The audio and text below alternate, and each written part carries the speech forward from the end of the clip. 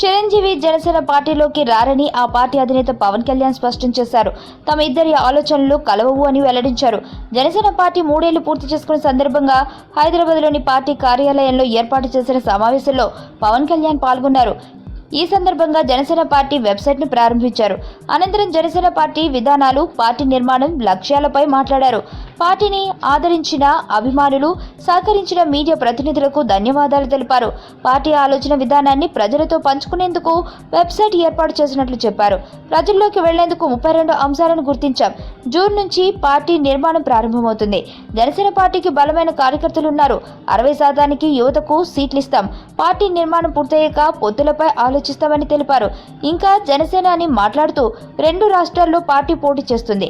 AP నుంచే నేను పోటీ చేస్తా, కానీ ఎక్కడి నుంచి అనేది తర్వాత చెబుతా. అనంతపురం నుంచి నేను ప్రాతినిధ్యం వహిస్తా. అధికారం వచ్చినా రాకపోయినా ప్రజల కోసం పార్టీ ఉంటుందని స్పష్టం చేశారు. ప్రజారాజ్యం పార్టీలో కొంతమంది వ్యక్తులను పరిశీలించిన అనుభవంతో అక్కడి తప్పులు మళ్లీ రిపీట్ కాకుండా చేస్తానని వెల్లడించారు. సుబ్బు, నీకు తెలుసా, నాకు ఎర్లీ మార్నింగ్ ఒక కల వచ్చింది. ఏమని?